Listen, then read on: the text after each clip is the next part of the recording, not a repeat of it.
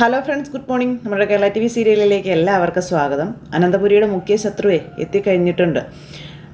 AM ജ്വല്ലറിയുടെ MDയും അതുപോലെ തന്നെ അദ്ദേഹത്തിൻ്റെ കൂട്ടാളിയും കൂടി. ആ കൂട്ടാളി വേറെ ആരുമല്ല, ജലജയുടെ മകളും. അങ്ങനെ അവരിതേ വന്നിരിക്കുന്നു. അപ്പോൾ ഇന്നത്തെ ഇവരുടെ സ്വീകരണം അടിപൊളിയായിട്ടുണ്ടെന്നൊക്കെ ഇങ്ങനെ അവർ പറയുക. അല്ല, നമ്മുടെ ഒരു സ്റ്റാഫ് പോലും അവിടെ ഉണ്ടായിരുന്നില്ലല്ലോ. ഇല്ല, ആരും ഇല്ലായിരുന്നു.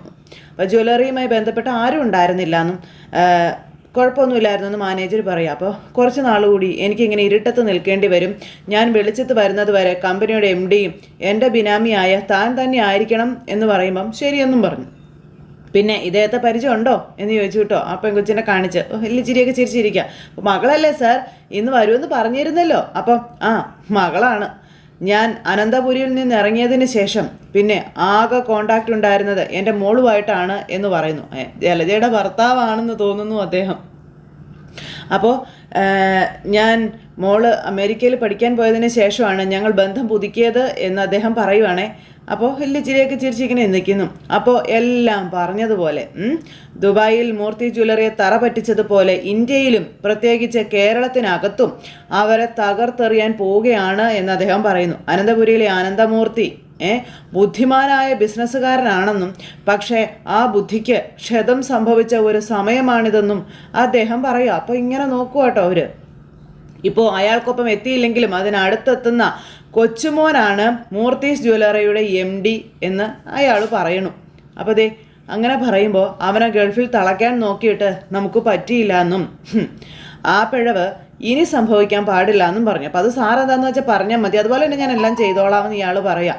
അപ്പോൾ നമ്മുടെ ഒരു ജീവനക്കാരൻ പോലും തനിക്ക് മുകളിൽ ഒരാളുണ്ട് എന്ന് അറിയാൻ പാടില്ല എന്ന് ഇയാളോട് പറഞ്ഞു. ഞാനിവിടെ വിസിറ്റ് ചെയ്യുമ്പോൾ രഹസ്യമായി കാണാൻ ഇതുപോലെയുള്ള ഏതെങ്കിലും ഒരു ഹോട്ടൽ താൻ തയ്യാറാക്കുകയും വേണമെന്ന് പറഞ്ഞു. അങ്ങനെ അനന്തപുരിയുടെ മുഖ്യ ശത്രുവായിട്ട് ദേ വന്നിരിക്കുന്നത് ജലജയുടെ ഭർത്താവും ജലജയുടെ മകളും. അങ്ങനെ ആ ബിനാമിയായ അയാൾ അവിടെ നിന്ന് അങ്ങ് പോയി കഴിഞ്ഞപ്പോഴത്തേക്കും പുള്ളിക്കാരി, അതായത് ഇങ്ങനെ നിൽക്കുക, മോള് ഇന്ന് തന്നെ വീട്ടിലേക്ക് പോവല്ലേ എന്ന് അച്ഛൻ ചോദിക്കുമ്പോൾ അതേന്ന് പറഞ്ഞു. ആരും അറിഞ്ഞിട്ടില്ലല്ലോ മോളുടെ ഈ വരവ്. അപ്പോൾ വരുമെന്നറിയാം, എപ്പോഴാണെന്നോ എന്നാണെന്നോ ഒന്നും ഞാൻ പറഞ്ഞിട്ടില്ല എന്ന് മോൾ അച്ഛനോട് പറയുക. അപ്പോൾ പിന്നെ AM ജ്വല്ലറി, എൻ്റെ അർത്ഥം എന്താണെന്ന് മോൾ ഇതുവരെ എന്നോട് ചോദിച്ചിട്ടില്ലല്ലോ. A for Abhi and Avantika, അങ്ങനെയാണ്. M ഫോർ അച്ഛൻ്റെ പേര് അല്ല, എൻ്റെ പേര് മാത്രമല്ല നവ്യയുടെ പേരും അതിലുണ്ട് എന്ന് ഇദ്ദേഹം പറയും. എന്തിനാ അവളുടെ പേര് കൊടുക്കുന്നേ? അവളെ അഭിയേട്ടൻ ഇഷ്ടമല്ലല്ലോ, അമ്മയ്ക്കും അങ്ങനെ തന്നെയല്ലേ എന്നൊക്കെ അവന്തിക ചോദിക്കുമ്പോൾ അച്ഛനൊന്ന് ചിരിച്ചു. പിന്നെ ഇപ്പം ഗതികേട് കൊണ്ടാണ് അവളെ കൂടെ കൂട്ടിയിരിക്കുന്നതെന്ന് പറയുമ്പം എല്ലാം എനിക്ക് അറിയാവുന്ന കാര്യമല്ലേ മോളെ. പക്ഷേ എന്നെങ്കിലും ഒരു ദിവസം AM ജ്വല്ലറിയുടെ MD ഞാനാണെന്ന രഹസ്യം നവ്യ അറിയും എന്ന കാര്യം പറയുക. ആ ഒരു സമയത്ത് AM ജ്വല്ലറിയുടെ നവ്യയാണെന്ന് പറഞ്ഞാൽ അവൾക്ക് എന്നോടുള്ള മതിപ്പ് എന്തായിരിക്കും? അപ്പോൾ ഒരു മുഴമല്ല 10 മുഴ മുന്നേ എറിഞ്ഞാണ് ഞാൻ കളം പിടിക്കുന്നത് എന്ന് ഇദ്ദേഹം ഈ അവന്തികയോട് പറയുക. അപ്പോൾ അത് കേട്ട് മോൾ ചിരിച്ചുകൊണ്ട് ഇങ്ങനെ നിൽക്കുക. അനന്തപുരത്ത് തറവാട്ടിലെ എൻ്റെ അവസാന ദിവസങ്ങളെക്കുറിച്ച് എനിക്ക് നല്ല ഓർമ്മയുണ്ടെന്ന് അദ്ദേഹം പറയുന്നു. മറക്കാൻ പറ്റുന്ന അനുഭവങ്ങളൊന്നും അല്ല എനിക്ക് അവിടെ നിന്നുണ്ടായിരിക്കുന്നതെന്നും പറഞ്ഞു.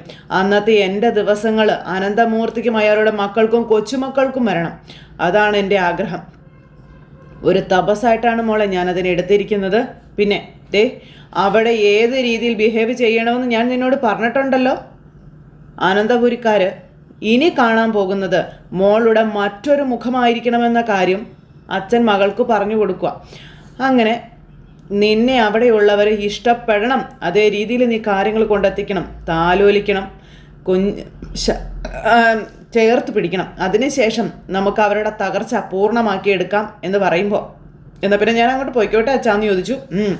അച്ഛൻ കുറച്ച് ദിവസം കൂടി ഇവിടെ കാണും, ഇടയ്ക്ക് നമുക്ക് കാണാം എന്നിങ്ങനെ നാഗേന്ദ്രൻ പറയാം. പിന്നെ ഒരു വലിയ വിസ്മയം, നമുക്ക് നല്ലതും അനന്തപുരിക്കാർക്ക് ദോഷവും വരുന്ന ഒരു വലിയ സംഭവം ഉടനെ തന്നെ നടക്കാൻ പോവുകയാണ് മോളെ എന്നും അച്ഛൻ പറഞ്ഞു.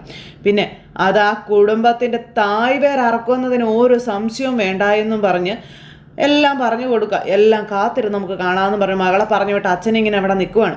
അതെല്ലാം കഴിഞ്ഞ് പിന്നെ കാണിക്കുന്ന നയനയാട്ടോ. നയന ഇങ്ങനെ വരുമ്പോഴത്തേക്കും വലിയ ചിരിയൊക്കെ ചിരിച്ച് വരുന്നു നമ്മുടെ അവന്തിക. അപ്പോഴത്തേക്കും വല്യമ്മ അങ്ങോട്ടേക്ക് വന്നു.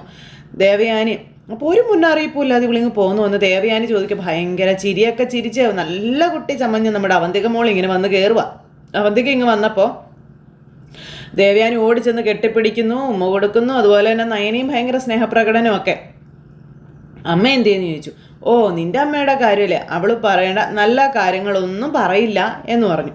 അപ്പോൾ ഏട്ടത്തി, ദേ കുഞ്ഞിന് സുഖമാണോ എന്നൊക്കെ അവന്തിക ചോദിക്കുമ്പോൾ ഇപ്പം അമ്മയ്ക്ക് സുഖമാണ്, കുഞ്ഞിൻ്റെ കാര്യം എന്താണെന്ന് അറിയില്ല, ഡോക്ടറുടെ അടുത്ത് ചെല്ലുമ്പോൾ സുഖമാണെന്നാണ് പറയുന്നതെന്ന് നയന അവന്തികയോട് പറഞ്ഞു. അയ്യോ, ഭയങ്കര ചിരി അവന്തികയ്ക്ക്.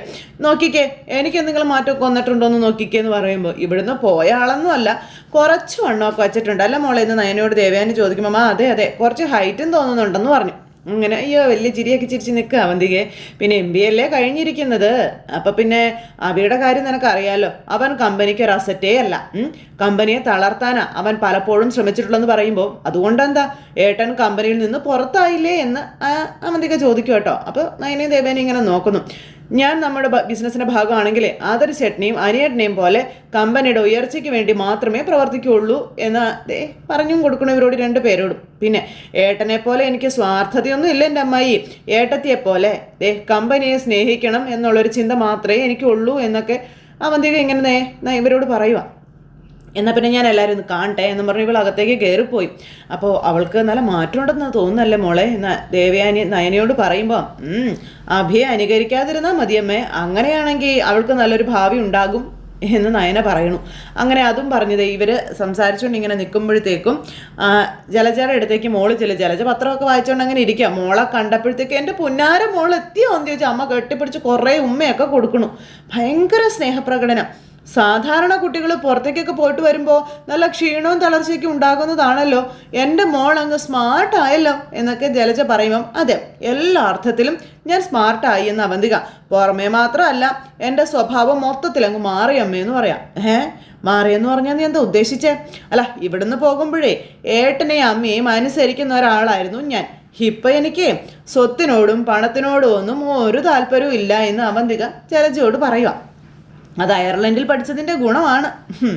അപ്പോൾ മോളെ എന്നോട് പറഞ്ഞതിരിക്കട്ടെ, ഇവിടെയുള്ളവരോട് അതൊന്നും നീ പറഞ്ഞേക്കരുത് കേട്ടോ എന്ന് ജലജ മോൾക്ക് പറഞ്ഞു കൊടുക്കുക. പിന്നെ ഇവിടെ ആൺകുട്ടികളുടെ കല്യാണമേ ഇതുവരെ നടന്നിട്ടുള്ളൂ, അതിനുശേഷം ആദ്യമായിട്ട് നടക്കാൻ പോകുന്ന കല്യാണം നിൻ്റെയാണ്, അത് നീ മറക്കരുത്. ആ കല്യാണം ആർഭാടമായിട്ട് തന്നെ നടത്തണമെന്ന് അമ്മ മോൾക്ക് പറഞ്ഞു കൊടുക്കും. മോൾ ഇങ്ങനെ അന്തം വിട്ട് അമ്മയെ നോക്കുക. 10-250 പവന് ഒരു ആഡംബര കാറൊക്കെ നിനക്ക് സ്ത്രീധനം കിട്ടണമെന്ന് പറയുമ്പം എനിക്കിനി അത്തരം മോഹങ്ങളൊന്നും ഇല്ല അമ്മേ എന്ന് അവന്തിക പറയണു. പിന്നെ സ്വത്തും പണവും ഒന്നും മോഹിക്കാത്ത ഒരാളെന്നെ കെട്ടുന്നെങ്കിൽ കെട്ടിയാൽ മതിയെന്നും അവന്തിക. അല്ലെങ്കിൽ തന്നെ ഇന്നത്തെ കാലത്തെ കല്യാണത്തോടെ ഏത് പെൺകുട്ടികൾക്കാണ് താല്പര്യമുള്ളത്? എനിക്ക് തീരെ താല്പര്യമില്ല. ഇത് വല്ലാത്തൊരു മാറ്റമാണല്ലോ പെണ്ണെ, നീ എന്നെ ഇങ്ങനെയൊക്കെ പറയുന്നേ?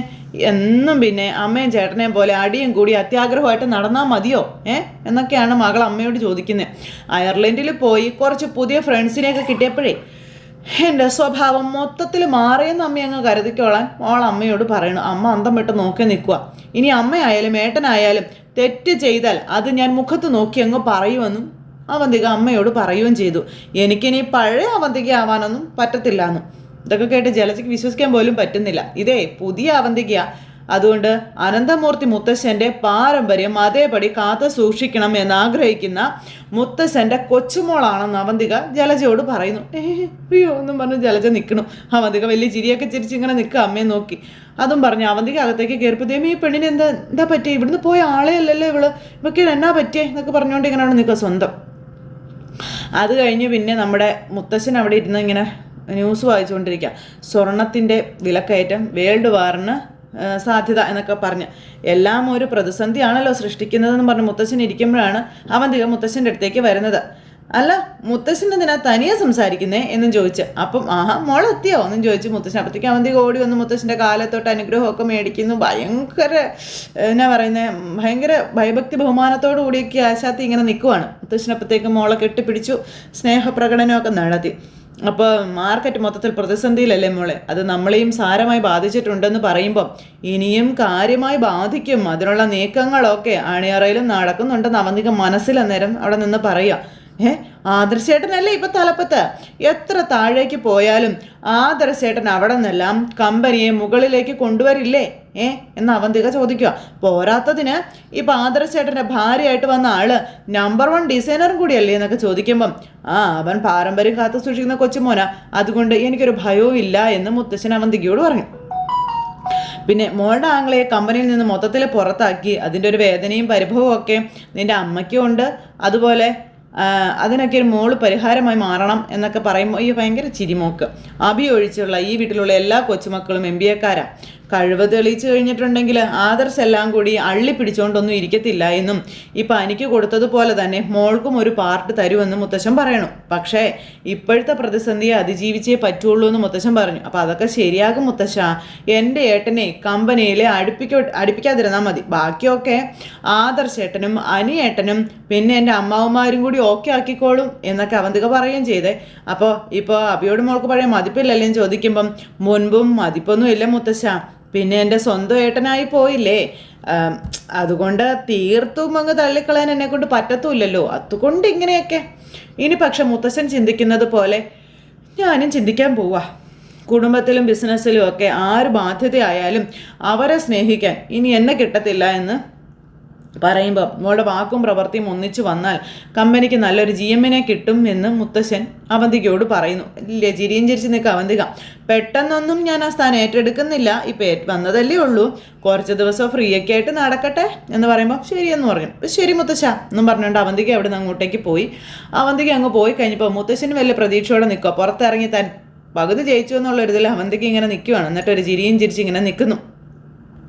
അത് കഴിഞ്ഞ് കഴിഞ്ഞാൽ ഓഫീസിൽ നമ്മുടെ ആദർശും ജയനും കൂടെ ഇങ്ങനെ സംസാരിക്കുക. അപ്പോൾ ആദർശിനെ കണ്ടു കഴിഞ്ഞപ്പോൾ ജയൻ, നന്നായി നീ തല പുകയ്ക്കുന്നുണ്ടല്ലേ എന്ന് ചോദിച്ചു. അപ്പോൾ എത്ര ചിന്തിച്ചിട്ടും ഗൾഫിൽ നമുക്ക് പിടിവിട്ടു പോയത് എങ്ങനെയാണെന്ന് എനിക്ക് മനസ്സിലാകുന്നില്ല അച്ഛാ എന്ന് ആദർശ് ജയനോട് പറയാം.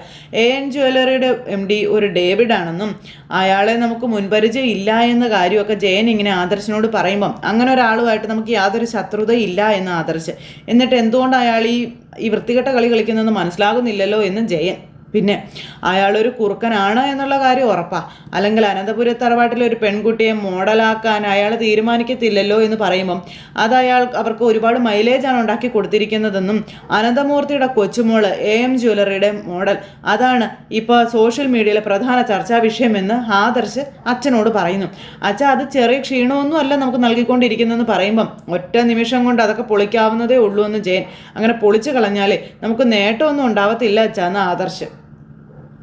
ഇത് കക്ഷത്തിലിരിക്കുന്ന കളയാനും പറ്റില്ല, ഉത്തരത്തിലിരിക്കുന്ന എടുക്കണവും വേണം. അതാണ് ഇവർ രണ്ടുപേരും കൂടി ഇരുന്ന് പറയണത്. അപ്പോൾ ധർമ്മയുദ്ധം നടത്തി എതിരാളികളെ ഇല്ലാണ്ടാക്കിയിട്ട് പോലും രാജാക്കന്മാർക്ക് മനസമാധാനം കിട്ടിയിട്ടില്ല എന്ന് ജയൻ പറയുക. അതുകൊണ്ട് ഇനി നമ്മളും നമ്മുടെ നേട്ടത്തിന് വേണ്ടിയിട്ട് നബിയെ വെറുതെ കൊലയ്ക്ക് കൊടുക്കട്ടെ അത് ജയൻ പറയുക.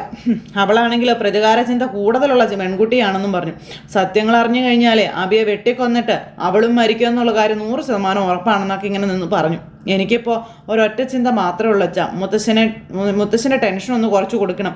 എന്നെ 100% മുത്തശ്ശന് വിശ്വാസമാണെങ്കിലും ഇപ്പം അതിന് കുറവ് സംഭവിച്ചിട്ടുണ്ടോ എന്നൊരു സംശയം എനിക്കുണ്ടെന്ന് പറഞ്ഞു. അപ്പോൾ അത് സംശയമല്ല, സത്യമായ കാര്യമാണെന്ന കാര്യം ജയൻ പറഞ്ഞു. ഞാനും അജയനും നിന്നോട് നാഴേക്ക് 40 വട്ടം അതേപ്പറ്റി തന്നെയല്ലേ പറഞ്ഞുകൊണ്ടിരിക്കുന്നത് എന്ന് ജയൻ ആദർശിനോട് ചോദിക്കുക. ബിസിനസ്സിൽ നീ കാരണം ഒരു താഴ്ച ഉണ്ടായാൽ പിന്നെ നിനക്ക് പകരം ഒരാളെ കണ്ടെത്തണമെന്ന് മാത്രമേ അച്ഛൻ പറയുള്ളൂ, അവിടെ പിന്നെ ബന്ധവും സ്വന്തവും ഒന്നും ഉണ്ടാവില്ല എന്ന കാര്യവും ജയൻ ആദർശനോട് പറഞ്ഞു.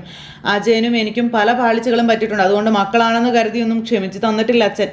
അതിന് പകരം നിന്നെ സ്വീകരിച്ചത്, നിന്നെ മൂർത്തീസ് ഗ്രൂപ്പിന് പടിയിറക്കി വിടുന്നത് ഞങ്ങളെ സംബന്ധിച്ചിടത്തോളം സഹിക്കാൻ പറ്റുന്ന കാര്യമല്ല എന്നും ജയൻ ആദർശനോട് പറഞ്ഞു.